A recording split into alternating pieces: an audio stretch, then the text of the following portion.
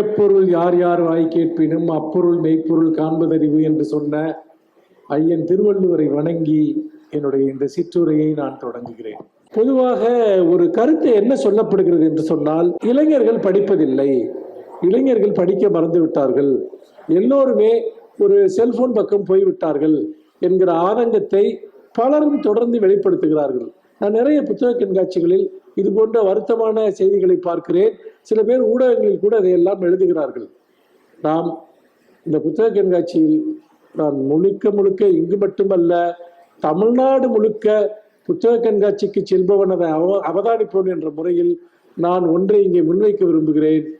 தமிழ்நாட்டில் இந்த புத்தக சந்தையில், இந்த புத்தக சந்தையினுடைய மதிப்பு எவ்வளவு தெரியுமா? ஆண்டிற்கு கிட்டத்தட்ட, அதாவது புத்தக கண்காட்சியில் மட்டுமல்ல, தமிழ்நாடு முழுக்க புத்தகங்கள் விற்கக்கூடிய எண்ணிக்கை என்பது கிட்டத்தட்ட எல்லா வகையான புத்தகங்களையும் சேர்த்து குறைந்தது 500 கோடி ரூபாய்க்கு புத்தகங்கள் விற்கிறது என்கிறார்கள். இந்த 500 கோடி ரூபாய் புத்தகங்களையும் யார் படிக்கிறார்கள்? இளைஞர்கள் படிப்பதில்லையா? இது எல்லாவற்றையும் வயது வந்த முதியவர்கள் மட்டும்தான் படிக்கிறார்களா? இந்த கேள்வியை நாம் ஏற்றுக்கொள்ள வேண்டும். இது ஒரு பொது கருத்து. என்னவென்று சொன்னால், இது ஒரு பொது கருத்து. என்னவென்று சொன்னால், பொதுவாக இங்கு தமிழ்நாட்டில் படிப்பு குறைந்து விட்டது என்று. ஐயா, நான் இதை திரும்ப கேட்க விரும்புகிறேன். எந்த காலத்தில் எல்லா தமிழர்களும் படித்துக் கொண்டிருந்தார்கள்? எந்த காலத்தில் புத்தகம் கையுமாக தமிழ்நாடு அலைந்த காலம் என்று உண்டா? கல்வியிலேயே நாம் இந்த நிலையை இப்பொழுதுதான் எட்டி இருக்கிறோம். நீங்கள் ஒரு 25 வருடங்களுக்கு முன்பு படித்தவர்கள் எவ்வளவு பேர்? 50 வருடங்களுக்கு முன்பு படித்தவர்கள் எவ்வளவு பேர்? அப்போதும் படித்தவர்களுடைய எண்ணிக்கை குறைவாக இருந்தது, பதிப்பகங்கள் குறைவாக இருந்தன, வெளிவரக்கூடிய புத்தகங்களுடைய எண்ணிக்கை குறைவாக இருந்தது. ஆனால் எப்போதும் நாம் கடந்த காலம் சிறந்தது என்று நினைக்கிறோம், நிகழ்காலம் மோசமானது என்று நினைக்கிறோம். அது சரியல்ல. நாம் அதை அப்படி பார்க்க கூடாது. ஏனென்று கேட்டால், எல்லா தலைமுறையிலுமே அறிவை தேடக்கூடிய ஒரு பகுதி இருப்பார்கள். அவர்கள் எல்லா காலகட்டத்திலும் இருப்பார்கள். அதில் இளைஞர்கள் இருப்பார்கள், நடுத்தர வயதை சேர்ந்தவர்கள் இருப்பார்கள், முதியவர்கள் இருப்பார்கள், ஆண்கள் இருப்பார்கள், பெண்கள் இருப்பார்கள். இங்கே இருக்கக்கூடிய இந்த அரங்கத்தில் இருக்கக்கூடியவர்கள் பாருங்கள், எவ்வளவு இளைஞர்கள் இருக்கிறார்கள். அதை சுற்றி இருக்கக்கூடிய இந்த புத்தக கண்காட்சியில் இருக்கக்கூடியவர்களில் புத்தகங்களை வாங்கி செல்லக்கூடியவர்கள் பெரும்பாலும் இளைஞர்களாக இருக்கிறார்கள். நாம் முதலில் இளைஞர்களுக்கு அறிவுரை சொல்ல முடியும் என்கிற மனப்பான்மையை விட வேண்டும். அவர்களோடு சேர்ந்து நடக்க வேண்டும். அவர்களோடு நாம் பகிர்ந்து கொள்ள வேண்டும். அவர்கள் படிப்பதற்கு தயாராக இருக்கிறார்கள். அவர்கள் எப்படி சென்றடைவது என்பதுதான் இப்போது இருக்கக்கூடிய ஒரு பிரச்சனை. இப்ப உதாரணமாக, எல்லோரும் இன்ஸ்டாகிராம்ல இருக்காங்க, செல்போன்ல இருக்காங்க அப்படிங்கிற ஒரு கருத்து திரும்ப சொல்லப்படுகிறது. நான் என்ன சொல்கிறேன் என்று சொன்னால், என்னுடைய வாசகர்கள், என்னுடைய கவிதைகளை தேடி வரக்கூடியவர்கள், என்னுடைய புத்தகங்களை படிக்கக்கூடியவர்கள், இவர்களில் 90% இளைஞர்கள். இவர்கள் எல்லாம் சொல்லக்கூடிய ஒரு கருத்து என்னவென்றால், உங்கள் கவிதைகளை நான் இன்ஸ்டாகிராம்ல ஒருத்தர் பேச கேட்டேன், அவங்க ஒருத்தர் யாரோ சொன்னாங்க, அதன் காரணமாக நான் இங்கு உங்கள் புத்தகத்தை தேடி வந்திருக்கிறேன். நான் புத்தகமே படித்தது கிடையாது, ஆனால் இன்ஸ்டாகிராம் மூலமாக உங்களை தெரிந்து கொண்டேன், உங்கள் படைப்புகளை தெரிந்து கொண்டேன், ஆகவே நான் உங்கள் புத்தகங்களை வாங்க வந்தேன் என்று சொல்கிறார்கள். அப்படி என்றால் ஒரு பாதை அவர்களுக்கு திறந்து விடப்படுகிறது. இதே போல எனக்கு மட்டுமல்ல, இன்னும் தமிழின் பல படைப்பாளிகளை தேடி, இப்ப நான் இந்த புத்தக கண்காட்சியில் நான் இருக்கக்கூடிய வரிசையில் பார்த்தீர்கள் என்றால், ராமகிருஷ்ணன் அவர்கள் இருக்கக்கூடிய அவருடைய ஒரு பதிப்பகம் இருக்கிறது. அங்கே எப்போதும் இளைஞர்கள் அவரை சூழ்ந்து இருக்கிறார்கள், அவருடைய புத்தகங்களை வாங்கி கொண்டிருக்கிறார்கள். ஜெயமோகன் சில தினங்கள் வந்திருந்தார். அந்த அரங்கில் எப்பொழுதுமே பெரும் கூட்டமாக இளைஞர்கள் நின்று அவர்களுடைய புத்தகங்களை வாங்கி கொண்டிருக்கக்கூடிய காட்சியை பார்க்க முடிந்தது. இன்னும் எழுத்தாளர்கள் எங்கெல்லாம் இருக்கிறார்களோ அங்கெல்லாம் இளைஞர்கள் எப்போதும் அவர்களை சூழ்ந்திருக்கிறார்கள். என்னுடைய உயிர்மை அரங்கும் அதற்கு ஒரு சாட்சியம். இதை ஏன் சொல்கிறேன் என்று சொன்னால், இளைஞர்கள் படிக்கிறார்கள், தேடி வருகிறார்கள். அவர்களுக்கு என்ன குழப்பம் என்று சொன்னால், எதை படிப்பது என்கிற குழப்பம் ஏற்படுகிறது.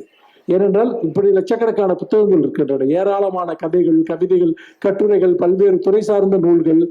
அப்போ ஒரு இளைஞர்கள் என்னிடம் கேட்கிறார்கள், ஐயா, நான் ஒரு 25 வயதில் ஒரு இளைஞன் அல்லது ஒரு பெண் என்னிடம் கேட்கிறார், நான் இது வரைக்கும் புத்தகமே படிச்சது கிடையாது, முதலா புக்கு படிக்க போறேன், எங்க இருந்து புத்தகம் படிக்கிறது, எங்க இருந்து ஸ்டார்ட் பண்றது அப்படின்னு கேட்கிறாங்க. இந்த கேள்வி ஒரு விதத்தில் படிப்பதற்கு வந்திருக்கிறார்களே என்கிற மகிழ்ச்சியை எனக்கு கொடுக்கிறது. இன்னொரு விதத்தில் 25 வயதில் தான் ஒருவன் முதலாக ஒரு புத்தகத்தை படிக்க போகிறானா, பாட புத்தகம் அல்லாத ஒரு புத்தகத்தை படிக்க போகிறானா என்கிற கேள்வியும் வருகிறது. ஆனால் இவர்களில் ஒரு பகுதியினர் தான் அப்படி இருக்கிறார்கள்.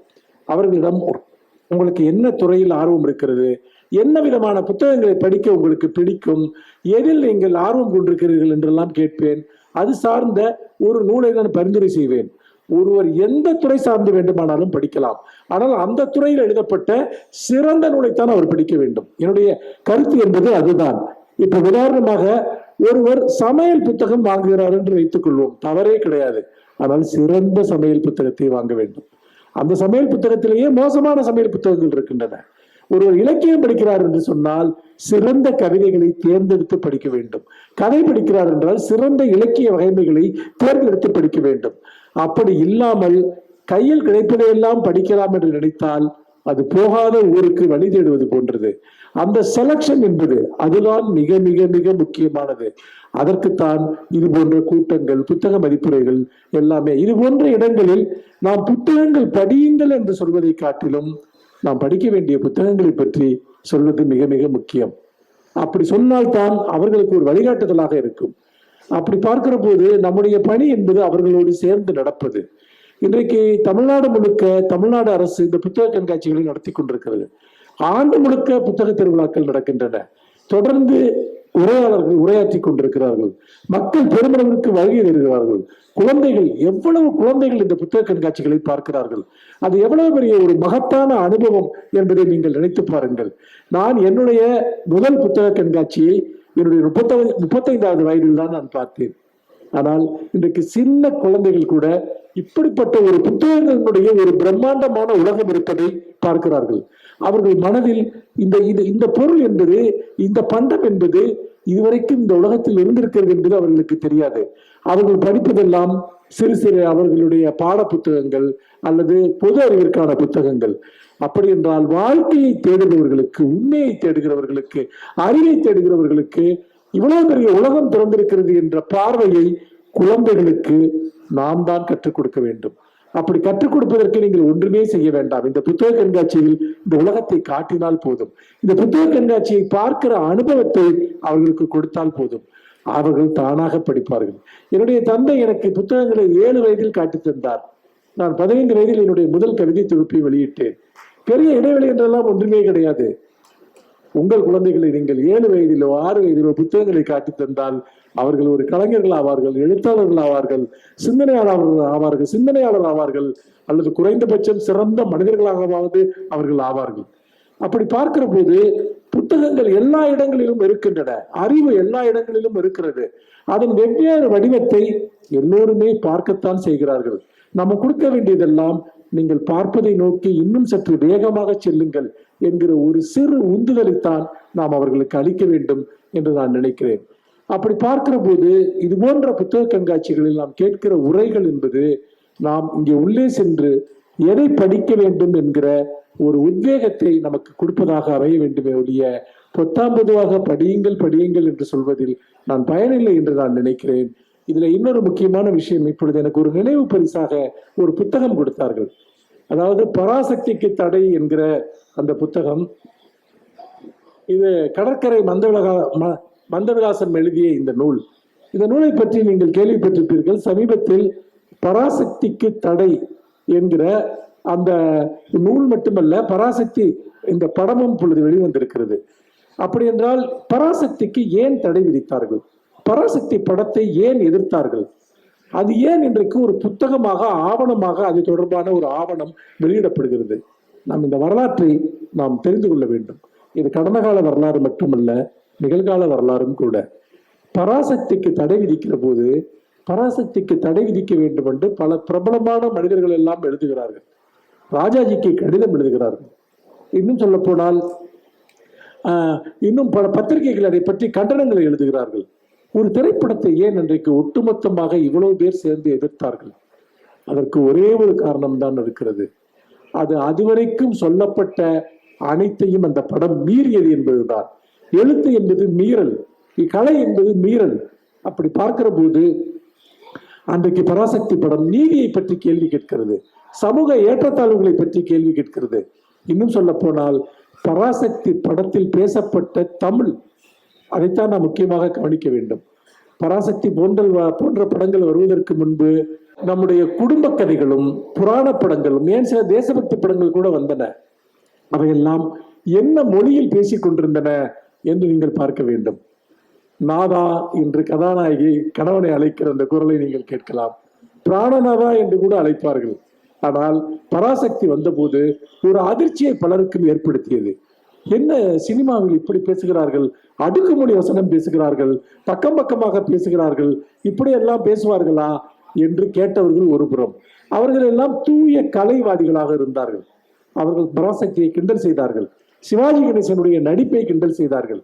இதெல்லாம் சினிமாவே இல்லை, நாடகத்தை ஷூட் பண்ணி அவங்க படமா போடுறாங்க அப்படிலாம் கேலி செய்தார்கள். அவர்கள் பராசக்தியை புரிந்து கொள்ளவில்லை. ஆனால் காலம் பராசக்தியை புரிந்து கொண்டது. தமிழர்கள் பராசக்தியை புரிந்து கொண்டார்கள். எப்படி என்றால், அது தமிழர்கள் எழுப்பிய நீதியின் குரல், அது தமிழர்கள் எழுப்பிய உரிமை குரல் என்பதை புரிந்து கொண்டார்கள். நீதி குரல் எப்பொழுதுமே உரத்தைத்தான் பேசும். அநீதிக்கு எதிரான குரல் எப்பொழுதுமே உரத்த குரலில் தான் பேசும். அப்படி பார்க்கிற போது பராசக்தி என்பது தமிழ்நாட்டில் மட்டுமல்ல, ஒட்டுமொத்த இந்திய சினிமாவின் மீதே ஒரு மிகப்பெரிய தாக்கத்தை ஏற்படுத்துகிறது. கலைஞர் அவர்களுடைய ஒவ்வொரு வசனமும் அனைவரையும் அதிர வைத்தது. பட்டி தொட்டிகளில் எல்லாம் அந்த வசனங்களை மனப்பாடம் செய்து பேசுகிறார்கள். ஏனென்று கேட்டால், அது சிவாஜி கணேசனுடைய குரலாக மட்டுமல்ல, கலைஞருடைய வசனமாக மட்டுமல்ல, அது ஒரு கடைக்கோடி தமிழனுடைய, ஒரு கடைக்கோடி மனிதனுடைய குரலாகவும் பராசக்தியினுடைய வசனங்கள் வெளிப்பட்டன. அப்படி பார்க்கிற போது இந்த பராசக்தி ஏற்படுத்திய அந்த நெருப்பு, இன்றைக்கு பாருங்கள், அண்ணாவினுடைய உரை தீ பரவட்டும் என்கிற உரை இன்றைக்கு பல நூறு பிரதிகள் தொடர்ந்து விற்பனையாகி கொண்டிருக்கிறது. அன்றைக்கு இந்தி எதிர்ப்பு போராட்டம் குறித்து அண்ணா எழுதிய அந்த சிறு நூல் தீ பரவட்டும் என்பது இன்றைக்கு எவ்வளவு ஆண்டுகளை கழித்து அந்த நூல் இங்கே இந்த புத்தக கண்காட்சியில் இவ்வளவு பிரதிகள் விற்றுக் கொண்டிருக்கின்றன என்று சொன்னால், நமக்கென்று ஒரு அரசியல் இருக்கிறது, நமக்கென்று ஒரு ஒரு உரிமை போராட்டம் இருக்கிறது. பராசக்தியில் இருந்து தொடங்கி தீ பரவட்டும் என்கிற முழக்கங்கள் என்கிற சிறு பிரசுரம் வரைக்கும் எவ்வளவு ஆண்டுகள், கிட்டத்தட்ட 62 63 ஆண்டுகளை கடந்து இந்த புத்தக கண்காட்சியில் அண்ணா பேசிக் கொண்டிருக்கிறார், கலைஞர் பேசிக் கொண்டிருக்கிறார், சிவாஜி கணேசன் பேசிக் கொண்டிருக்கிறார் என்று சொன்னால், தமிழ்நாட்டினுடைய அரசியல் என்பது என்ன, தமிழர்களுடைய உணர்வு என்ன என்பதை நாம் புரிந்து கொள்ள வேண்டும்.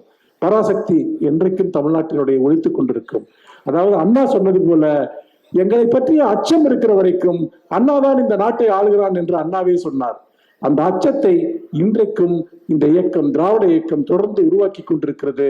நம்மை ஒடுக்க நினைப்பவர்கள், நம்மை வெல்ல நினைப்பவர்கள், அல்லது நம்ம ஏதோ ஒரு விதத்தில் ஒரு கரைப்படுத்தி விடலாம் என்று நினைக்கக்கூடியவர்கள், அவர்கள் அனைவருக்குமான பதிலை இன்றைக்கும் கூட இந்த வரலாற்று தொடர்ச்சி நமக்கு காட்டிக் கொண்டிருக்கிறது என்பதை நான் இங்கே சுட்டிக்காட்ட விரும்புகிறேன். நண்பர்களே, இந்த புத்தகத்தை என் கையில் கொடுத்ததும் பல்வேறு விதமான உணர்வலைகள் என் நெஞ்சில் நிரம்ப ஆரம்பித்து விட்டன. எவ்வளவு பெரிய வரலாற்று தொடர்ச்சியினுடைய ஒரு இடமாக இன்றைக்கு இந்த இடம் இருக்கிறது என்பதை நான் நிகழ்ச்சியுடன் நினைத்து பார்க்கிறேன். துன்பம் நேர்கையில் யாழெடுத்து நீ இன்பம் சேர்க்க மாட்டாயா, இது அதனுடைய துவக்கம். ஆனால் அதற்கு அடுத்த வரி, இதுதான் புத்தக வாசிப்புக்கும் நமக்குமான தொடர்பை பற்றி, அல்லது தமிழை படிப்பதன் மூலமாக தமிழினுடைய உயர்ந்த இலக்கிய செல்வங்களை நாம் அறிவதன் மூலமாக நமக்கு கிடைக்கக்கூடிய பயன் என்ன என்பதை குறிக்கக்கூடிய வரி அது. துன்பம் நேர்கையில் யாழெடுத்து நீ இன்பம் சேர்க்க மாட்டாயா, இது ஒரு பொதுவான ஒரு துவக்கம். ஆனால் அடுத்த வரி, அன்பிலா நெஞ்சில் தமிழில் பாடி அல்லல் தீர்க்க மாட்டாயா. நீங்க நினைக்கலாம், தமிழ்ல பாடினா என்ன அல்லல் தீர்ந்துருமா, கட்ட வேண்டிய இஎம்ஐ கட்ட தேவையில்லையா, வீட்டுல இருக்க பிரச்சனை தீர்ந்துருமா, கடன் தொல்லை தீர்ந்துருமா, நீங்கள் கேட்கலாம். நம்முடைய உடல்ல இருக்கக்கூடிய உபாதைகள் தீர்ந்துருமா, எப்படி தமிழ்ல பாடினா அல்லல் தீரும் என்று கூட ஒருவர் கேட்கலாம். ஆனால் என்னுடைய வாழ்க்கையில் இருந்த எல்லா அல்லல்களையும், எல்லா துயரங்களையும் எப்போதும் தீர்த்தது தமிழ்தான் என்பதை இந்த இடத்தில் நான் கூற விரும்புகிறேன். தமிழில் நான் படித்த இலக்கியங்கள், தமிழில் நான் படித்த கதைகள், தமிழில் நான் படித்த கவிதைகள், தமிழில் நான் படித்த கட்டுரைகள், அவை எனக்கு இந்த வாழ்க்கையினுடைய உண்மைகளை எடுத்து காட்டின. நான் எப்போதுமே சொல்வேன், என்னுடைய கவிதைகளை படித்து விட்டு வரக்கூடியவர்கள் எல்லாம் ஒரு கேள்வியை திரும்ப திரும்ப கேட்பார்கள். எப்படி எங்க வாழ்க்கையில் நடக்கிறதெல்லாம் உங்களுக்கு தெரியுது நீங்க எப்படி அதை அப்படியே எழுதுறீங்க அப்படின்னு கேட்பாங்க. நான் சொல்லுவேன் வந்துட்டு, எல்லார் வாழ்க்கையிலும் ஒன்றுதான் நடக்கிறது என்பதைத்தான் இலக்கியம் நமக்கு காட்டி தருகிறது என்று. யாருக்கும் விசேஷமாக தனியாக எதுவும் நடப்பதில்லை. யாருக்கும் தனியாக எனக்கு மட்டும் ஏன் இப்படி நடக்குதுன்னு எதுவுமே நடப்பது கிடையாது. உலகம் முழுமைக்கும் பொதுமையான உண்மைகள், உலகம் முழுமைக்கும் பொதுமையான துயரங்கள், உலகம் முழுமைக்கும் பொதுமையான வழிகள். இந்த வழிகளைத்தான் இலக்கியம் தொடர்ந்து பேசுகிறது. அதனால்தான் தமிழில் பாடி அல்லல் தீர்க்க என்கிற போது நாம் துன்பத்தை பற்றிய ஒரு கவிதையை படிக்கிறோம், கதையை படிக்கிறோம் என்றால் அது துன்பத்தை கூட்டுவது கிடையாது. மாறாக அந்த துன்பத்தை ஆற்றுப்படுத்துகிறது. அந்த துன்பத்திலிருந்து நம்மை இதப்படுத்துகிறது. அந்த துன்பத்திலிருந்து நாம் வெளியே வருவதற்கான ஒரு வெளிச்சத்தை நமக்கு காட்டுகிறது. அதுதான் கதைகளும் கவிதைகளும் நமக்கு காட்டக்கூடிய வழிமுறைகள். இன்னும் சொல்ல போனால், நம்மை பற்றி, நாம் வாழ்கிற வாழ்க்கையை பற்றி நாமே பேச தயங்குகிற விஷயங்களை ஒரு இலக்கியம் பேசுகிறது, ஒரு கவிஞன் பேசுகிறான், ஒரு எழுத்தாளன் பேசுகிறான். உனக்கு நடந்தது இதுதான் என்று அவன் சொல்லுகிற போது நம்முடைய மனம் இதமடைகிறது. நம்முடைய மனதில் பல்வேறு விதமான உணர்ச்சி பெருக்குகள் ஏற்படுகின்றன. எப்போது நாம் ஒன்றை புரிந்து கொள்கிறோமோ அப்போதே நாம் அதிலிருந்து வெளியேற ஆரம்பித்து விடுகிறோம். இலக்கியம் என்பது வாழ்க்கையை புரிந்து கொள்ள உதவுகிறது. உனக்கு நடக்கிற ஒவ்வொன்றையும் பற்றிய உண்மைகளை உனக்கு சொல்லிக்கொண்டே இருக்கிறது. அதனால் தான் நாம் படிக்கிற ஒவ்வொரு முறையும் நம்முடைய வாழ்க்கை எங்கோ மாறுதல் அடைகிறது, நம் மனம் எங்கோ மாறுதல் அடைகிறது. நான் எப்பொழுதுமே என்னுடைய வாழ்க்கையை இரண்டாகத்தான் பிரிப்பேன். ஒன்று, புத்தகம் படிப்பதற்கு முன்பு இருந்த வாழ்க்கை, புத்தகம் படித்த பிறகு இருக்கக்கூடிய வாழ்க்கை. இப்படி நீங்கள் இரண்டாக பிரிக்கலாம். அல்லது புத்தகம் படிக்கக்கூடிய மனிதர்கள், புத்தகமே படிக்காத மனிதர்கள் என்று சமூகத்தை இரண்டாக பிரித்து பார்க்கலாம். ஏன் இதை சொல்கிறேன் என்றால், புத்தகங்கள் நம்மை பண்படுத்துகின்றன. புத்தகங்கள் நம்மை வன்முறையற்றவர்களாக மாற்றுகின்றன. புத்தகங்கள் சக மனிதனை எப்படி நேசிப்பது என்று கற்றுக் கொடுக்கின்றன. புத்தகங்கள் உனக்கு இருக்கக்கூடிய உரிமை அவனுக்கும் இருக்கிறது என்பதை நமக்கு நினைவூட்டுகின்றன. நம்முடைய மிகப்பெரிய பிரச்சனை என்பது நமக்கு இருக்கக்கூடிய உரிமை இன்னொருவனுக்கும் இருக்கிறது என்பதை நாம் மறுப்பதுதான். இந்த சமூகத்தில் சாதி, மதம், அதிகாரம் எல்லாமே அதைத்தான் நமக்கு கற்றுத்தருகிறது. நீ மேலானவன், நீ அதிகாரம் மிக்கவன், நீதான் எல்லாவற்றையும் விட வலிமையானவன் என்பதை இந்த சமூகத்தினுடைய எல்லா மரபுகளும் நமக்கு உணர்த்துகின்றன. ஆனால் புத்தகங்கள் என்பது நம்மை மிருதுவாக மாற்றுகிறது, ஒரு மலரை போல மாற்றுகிறது, மென்மையானவர்களாக நம்மை மாற்றுகிறது. இல்லை, உன்னை போல்தான் அவர்களும், அவர்களை போன்றுதான் நீயும் என்று சொல்கிற போது அங்கே ஒரு மனித உறவுகளில் ஒரு ஜனநாயகம் உருவாகிறது. அந்த ஜனநாயகம் தான் நம்முடைய மனித உறவுகளை மேலும் மேம்படுத்துகிறது. அப்படி பார்க்கிற போது புத்தகங்கள் படிப்பது என்பது ஒரு கடமை அல்ல, அது நம் வாழ்க்கையை மேம்படுத்திக் கொள்கிற ஒரு வழிமுறை. நான் படித்த ஒவ்வொரு கதையும், கவிதையும், ஒவ்வொரு நாவலுமே நான் அறியாத உலகங்களை எனக்கு காட்டி இருக்கின்றன. நான் நூற்றுக்கணக்கான வாழ்க்கையை நான் வாழ்ந்திருக்கிறேன். ஒரு மனிதன் புத்தகம் படிக்காத போது அவனுடைய வாழ்க்கையை மட்டும்தான் அவன் வாழ்கிறான். ஆனால் புத்தகங்களை படிக்கிற போது எனக்கு தெரியாத மனிதர்களுடைய எண்ணற்ற வாழ்க்கையை நான் வாழ்கிறேன். அப்படி வாழ்கிற போது என்னுடைய லைஃப் ஸ்பேன், அதாவது நான் 100 வாழ்க்கையை வாழ்கிற போது என்னுடைய வயது என்பது 1000 வருடங்களாக மாறிவிடுகிறது. ஏனால் வாழ்க்கையை வாழ்வதுதான் அது ஒரு மனிதனுடைய வயது என்று எடுத்துக்கொண்டால், நீங்கள் இலக்கியத்தின் மூலமாக எண்ணற்ற மனிதர்களுடைய வாழ்க்கையை வாழ்வதன் மூலமாக உங்கள் வாழ்க்கையை நீங்கள் விரிவுபடுத்திக் கொண்டே செல்கிறீர்கள். பாரதிதாசன் சொல்வானே, பாரடா பாரடா மனித பட்டாளம் என்கிற அதை கேட்கிற போது என் மனம் ததும்பும். இந்த மாநிலத்திலேயே ஒரு மிகப்பெரிய மனித பட்டாளமாக காண்கிற அந்த மனநிலை, அது எவ்வளவு ஒரு அற்புதமான ஒரு மனநிலை என்பதை யோசித்து பாருங்கள். நம்முடைய இதயத்தில் அன்பு வற்றி இருக்கிறது. இந்த தலைப்பிற்கு நான் வருகிறது என்று சொன்னால், அன்பிலா நெஞ்சில், இந்த உலகத்தின் மிகப்பெரிய துயரம் என்ன? நமக்கு அன்பு இல்லை, நம்மை நேசிப்பவர்கள் இல்லை என்பதுதான் இந்த உலகத்தின் மிகப்பெரிய துயரம். அன்பிலா நெஞ்சில் தமிழில் பாடி அல்லல் தீர்க்க மாட்டாயா என்கிற போது எனக்கு மனிதர்களுடைய அன்பு இல்லை என்கிற குறை நீங்கி விடுகிறது. ஏனென்றால் இந்த உலகத்தின் மகத்தான ஆசிரியர்கள் என்னோடு பேசுகிறார்கள், என் வாழ்க்கையை பற்றி பேசுகிறார்கள், என்னுடைய உணர்வுகளை பற்றி பேசுகிறார்கள். இன்னும் சொல்ல போனால், நானே மறைக்க விரும்புகிற என்னுடைய அந்தரங்கத்தை பற்றி எல்லாம் அவர்கள் பேசுகிறார்கள். அப்படி பேசுகிற போது நான் அவர்களோடு இணைந்து நடக்கிறேன், நான் அவர்களோடு வாழ்கிறேன். எனக்கு அருகில் ஒரு சிறந்த புத்தகம் என்னிடம் இருக்கிற போது எனக்கு மிக அருகில் யாரோ எனக்கு அந்தரங்கமாக வேண்டிய ஒருவர் இருப்பது போல இருக்கிறது. அவர் என்னோடு பேசுகிறார், அவர் என்னுடைய பிரச்சனைகளை புரிந்து கொள்கிறார். ஒரு புத்தகம் என்னுடைய பிரச்சனைகளை புரிந்து கொள்கிறது. எனக்கு மிக மிக நெருக்கமானவர் கூட என்னுடைய வாழ்க்கையை புரிந்து கொள்வதில்லை, உங்களுடைய வாழ்க்கையை புரிந்து கொள்வதில்லை. நீங்கள் என்ன சொல்ல முயற்சி செய்தாலும் அது பலருக்கும் தவறாகத்தான் தெரிகிறது, அல்லது தவறாக புரிந்து கொள்ளப்படுகிறது, குறைவாக புரிந்து கொள்ளப்படுகிறது. ஆனால் ஒரு புத்தகம் உங்களை புரிந்து கொள்கிறது. நீங்கள் எவ்வளவுக்கு எவ்வளவு ஒரு நூலை புரிந்து கொள்கிறீர்களோ, ஒரு இலக்கியத்தை புரிந்து கொள்கிறீர்களோ, அதே அளவிற்கு ஒரு நூல் உங்களை புரிந்து கொள்கிறது, உங்களோடு பேசுகிறது, உரையாடுகிறது. இந்த உரையாடலின் வழியாகத்தான் நாம் மானுடத்தினுடைய மிக மகத்துவமான நிலையை நோக்கி நாம் அடைகிறோம். மாறாக நம்முடைய சமூக பழக்க வழக்கங்கள் என்பது நம்மை குறைகள் மிக்க மனிதர்களாக, நம்முடைய மனதை மிகவும் குறைவுபட்ட ஒன்றாக மாற்றி இருக்கிறது. அதற்கு எதிராக நாம் போராட வேண்டும் என்று சொன்னால் நாம் சிறந்த இலக்கியங்களை தேடி தேடி படிக்க வேண்டும், சிறந்த ஆசிரியர்களை தேடி தேடி படிக்க வேண்டும். நான் உண்மையில் புதுமைப்பித்தனுடைய ஒரு கதையை படிக்கிற போது, அல்லது ஜெயகாந்தனுடைய ஒரு கதையை படிக்கிற போது, அசோகமித்தனுடைய கதைகளை படிக்கிற போது, அழகிரிசாமியுடைய கதைகளை படிக்கிற போது என் மனம் விம்முகிறது, என் மனம் விரிவடைகிறது. என் மகத்தான ஆசிரியர்கள் இவர்கள் அல்லவா என்று தோன்றுகிறது. இப்படி எனக்கு நூற்றுக்கணக்கான ஆசிரியர்கள் என் மொழியில் இருக்கிறார்கள். இன்னொரு புறம் பார்த்தீர்கள் என்றால் கலாபிரியாமினுடைய கவிதைகளையோ, வண்ணதாசனுடைய கவிதைகளையோ, ஆத்மாராமனுடைய கவிதைகளை, சுகுமாரனுடைய கவிதைகளை, இன்னும் எண்ணற்ற என்னுடைய சமகால கவிஞர்கள், இசை, வெயில் போன்றவர்களுடைய கவிதைகளை எல்லாம் படிக்கிற போது எத்தனை வாழ்க்கையினுடைய ஒளிமிகுந்த தருணங்களை அவர்கள் இடைவிடாமல் எழுதி கொண்டிருக்கிறார்கள் என்கிற ஒரு மிகப்பெரிய ஒரு தத்தளிப்பு என்னுடைய மனதில் உருவாகிறது. அதே போல்தான் நாவலாசிரியர்கள், மிகச்சிறந்த சமூக விழிப்புணர்வு கருத்துக்களை முன்வைக்கக்கூடிய சிந்தனையாளர்கள், ஆய்வாளர்கள், இவர்களுடைய நூல்கள், இது எல்லாமே இன்றைக்கு இந்த புத்தக கண்காட்சியில் பார்க்க முடிகிறது. இந்த 13 நாட்களில் கிட்டத்தட்ட 100 நூல்களை ஏனும் நான் பார்வையிட்டிருப்பேன். அதில் ஒரு 30 நூல்களையாவது நான் படித்திருக்கிறேன். புத்தக வெளியீட்டு விழாக்களுக்காகவும் என்னுடைய ஆர்வம் மிகுதியினாலும் புத்தக கண்காட்சியுடைய இவ்வளவு வேலைகளுக்கு நடுவே நான் அந்த நூல்களை வாசித்துக் கொண்டேதான் இருந்தேன். அப்படி வாசிப்பதன் மூலமாக எங்கோ ஒரு நம்முடைய மனம் என்பது எப்போதும் இருண்டிருக்கிறது. அதில் சிறு சிறு சிறு விளக்குகளை ஏற்றி ஏற்றித்தான் இந்த மனதை ஒளியூட்ட வேண்டி இருக்கிறது. அப்படி ஒளியூட்டுகிற ஒரு மகத்தான அனுபவம் தான் இந்த புத்தக கண்காட்சி. அதாவது நான் நூலக ஆணைக்குழு தலைவராக வந்த பிறகு வாசிப்பு பழக்கத்தை மேம்படுத்துவதற்காக எண்ணற்ற முயற்சிகளை, இளைஞர்களிடம் வாசிப்பு பழக்கத்தை கொண்டு செல்வதற்காக நான் எத்தனையோ கருத்தரங்குகள், பயிலரங்குகள் கல்லூரிகளில் நடத்தி இருக்கிறோம்.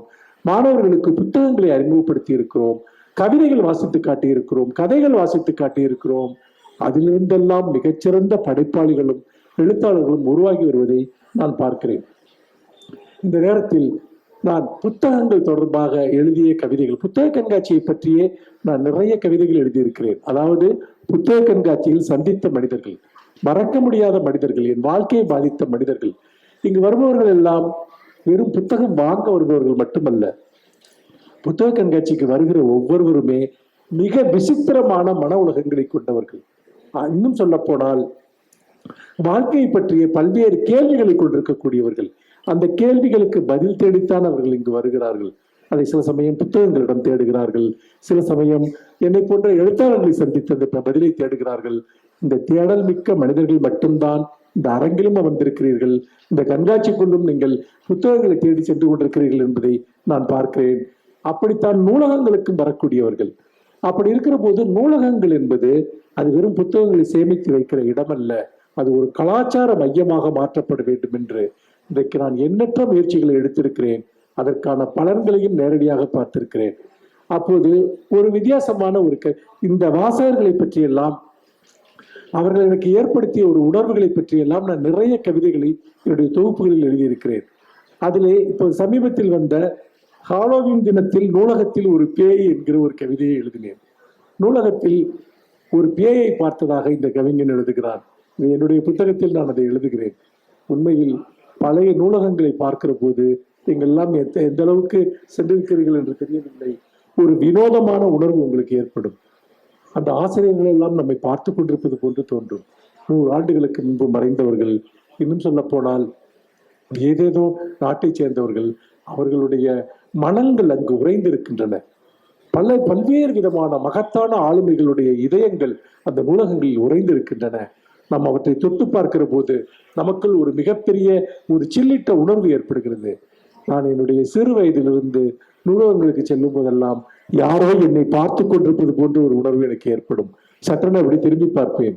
அங்கே யாரோ ஒரு ஆசிரியர் உட்கார்ந்து இருக்கிறார், அங்கே ஒரு ஷேக்ஸ்பியர் உட்கார்ந்து இருக்கிறார், அங்கே ஒரு ஷெல்லி உட்கார்ந்து இருக்கிறார், அங்கே பாரதி அமர்ந்திருக்கிறார், அங்கே பாரதிதாசன் இருக்கிறார் என்றெல்லாம் நான் வினோத உணர்வை அடைந்திருக்கிறேன். இது பிரமை அல்ல, அந்த படைப்புகளோடு எனக்கு இருக்கக்கூடிய ஆழமான ஒரு உறவை காட்டக்கூடிய ஒரு விஷயம். அப்படி பார்க்கிற போது இந்த ஒரு உணர்வை நான் ஒரு கவிதையாக எழுதினேன். ஹாலோவின் தினம் என்றால் உங்களுக்கு தெரியும், அது மேற்கு நாடுகளில் கொண்டாடப்படுகிற ஒரு பண்டிகை. எல்லோருமே அந்த பிசாசை போல முகமூடி அணிந்து கொண்டு வேடிக்கை நிகழ்ச்சிகளில் ஈடுபடுவார்கள், நிறைய ஒரு நடனம் ஆடுவார்கள். இப்படியெல்லாம் அங்கே ரொம்ப பாப்புலரான ஒரு ஃபெஸ்டிவல் அது. இங்கும் கூட நிறைய குழந்தைகள் அப்படி ஹாலோவின் தினத்தில் அது போன்ற பிசாசு முகவடிகளை அடைந்து கொண்டிருப்பதை நான் பார்த்திருக்கிறேன். ஒரு ஹாலோவின் தினத்தில் தான் நான் இந்த கவிதையை எழுதினேன். அதாவது பிசாசுகளுக்காக கொண்டாடப்படுகிற ஒரு பண்டிகை இது.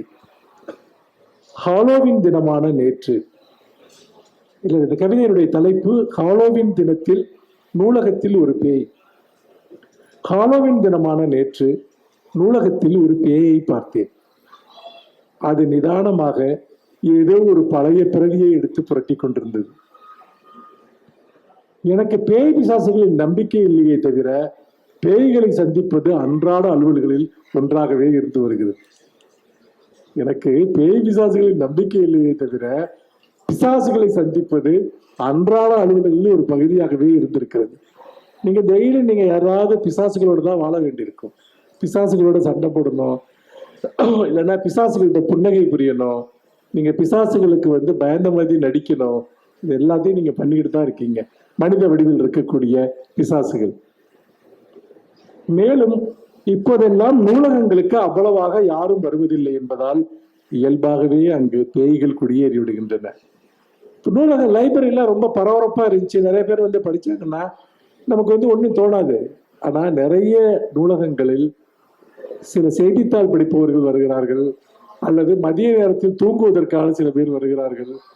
சில பெரிய நூலகங்கள் தான் இளைஞர்கள் போட்டித் தேர்வு போன்றவற்றிற்கு படிப்பதற்காக வருகிறார்கள்.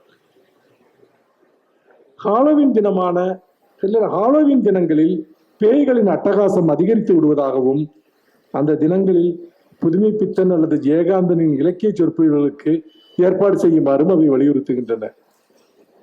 நூலகத்தில் இருக்கக்கூடிய பேய்கள் அதற்கு இலக்கியம் கேட்கணும்னு தோணும்ல, அப்ப நீங்க ஏன் ஹாலோவின் தினத்துல புதுமைப்பித்தன் ஜெயகாந்தன் எல்லாம் பேசுறதுக்கு ஏற்பாடு செய்ய மாட்டேங்கிறீங்க அப்படின்னு அவை கேட்கின்றன என்று நூலகர் ஒரு முறை குறைபட்டு கொண்டார்.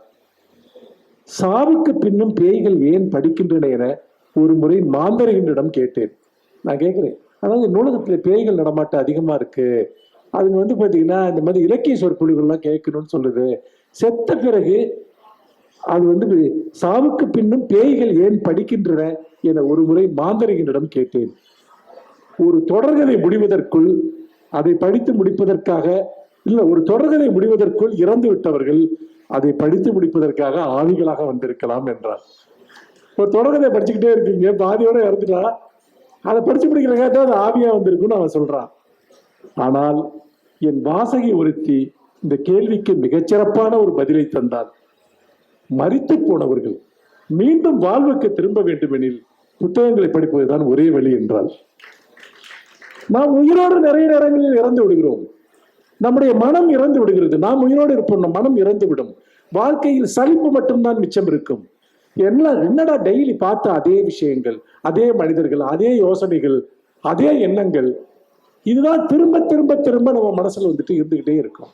அதனுடைய நிலை என்பது மனதின் உறைந்த நிலை. உறைந்த நிலை என்பது சாவினுடைய நிலை. சாவில் உங்களுடைய மூளை உறைந்து விடுகிறது, உங்கள் மனம் உறைந்து விடுகிறது. ஆனால் உயிரோடு நாம் நடமாடுகிற போது கூட நம்முடைய மனம் இறந்த நிலைக்கு சென்று விடும். நாம் வேலை செய்கிற இயந்திரங்களாக நாம் மாறி விடுகிறோம். அந்த வேலை செய்கிற இயந்திரங்களாக நாம் இல்லாமல் இருக்க வேண்டும் என்றால், நம்முடைய மனம் இறந்து விட்டது என்றால், நாம் திரும்பவும் வாழ்வுக்கு திரும்ப வேண்டும் என்றால் புத்தகங்கள் படிப்பதுதான் ஒரே வழி என்பதை அந்த வாசகி எனக்கு சொல்றான். அதைத்தான் நான் இங்கே பேய்கள் அப்படி சொல்வதாக இங்கே குறிப்பிடுகிறேன். எழுத்தாளர்கள் வாழும் போது அவர்கள் வீடு தேடி வந்து கண்ணீர் மல்கன் என்ற அதே வாசகர்கள் தான் எழுத்தாளர்கள் இறந்ததற்கு பின் தாமும் இறந்து எழுத்தாளர்களை சந்திக்க நூலகங்களுக்கு வந்து விடுகிறார்கள்.